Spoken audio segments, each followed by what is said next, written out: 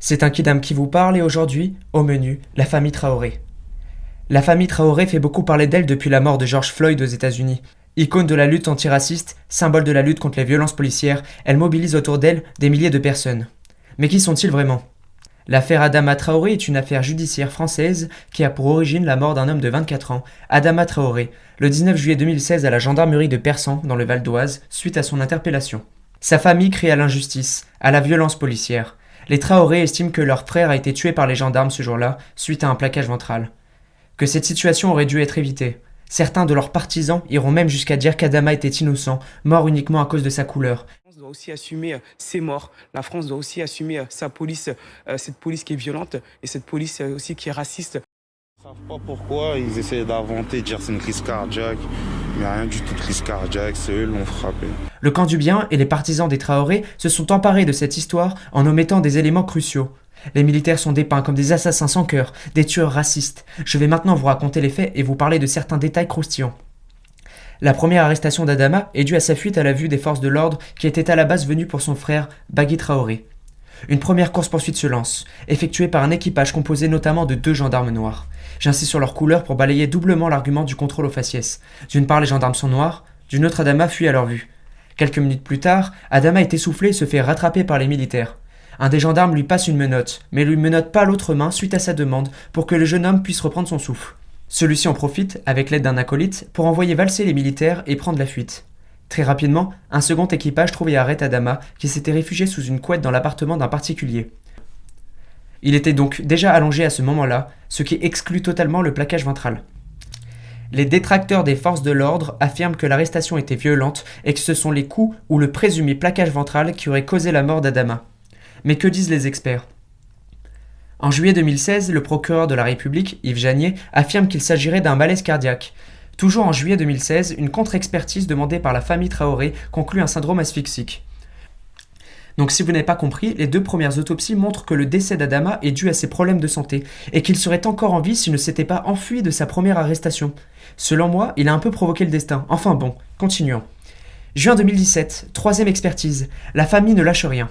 En vain, puisque dans celle-ci, les experts pointent un état asphyxique aigu et 2 pathologies. Évidemment, sa famille ne va rien lâcher, et on se retrouve en septembre 2018. Adama serait mort à cause d'une drépanocytose, en gros un problème des globules rouges.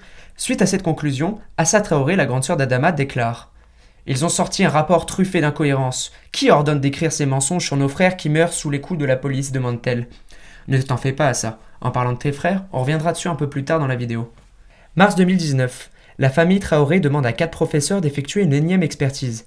Celle-ci écarterait les maladies sanguines comme cause du décès d'Adama. Les juges tranchent et décrètent que cette expertise n'est pas recevable. Une autre est alors ordonnée. Mai 2020, l'expertise ordonnée par la justice écarte à nouveau le rôle des gendarmes.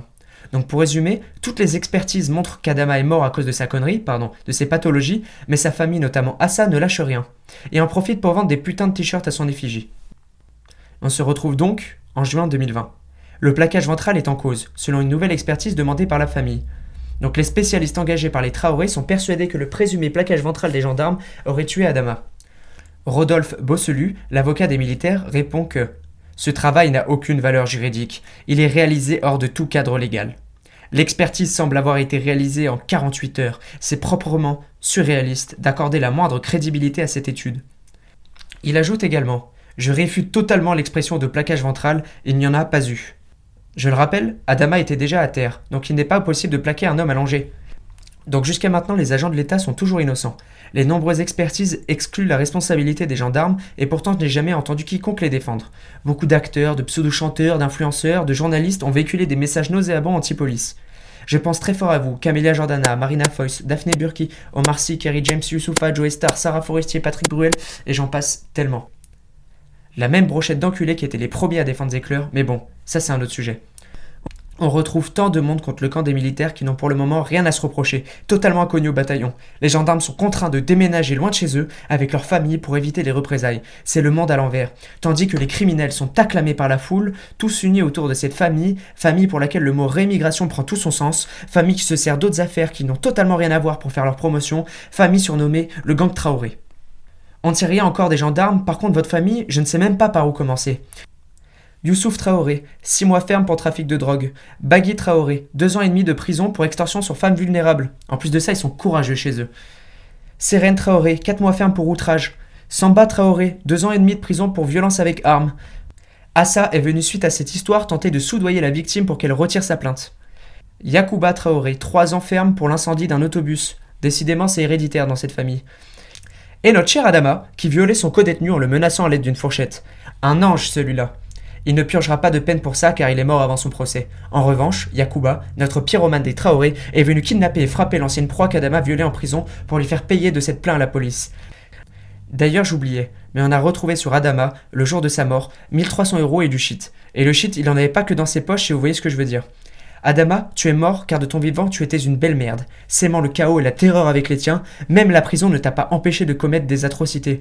D'habitude la gauche est la première à chasser les violeurs et pourtant celle-ci reste muette face à la vérité. Il serait prêt à étouffer une affaire comme la tienne pour pousser le multiculturalisme à faire son travail de destruction.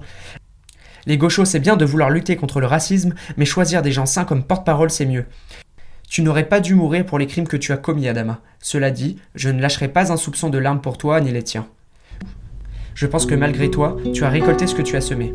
Et j'espère qu'aucun des tiens n'échappera à l'émail du filet. C'était un kidam.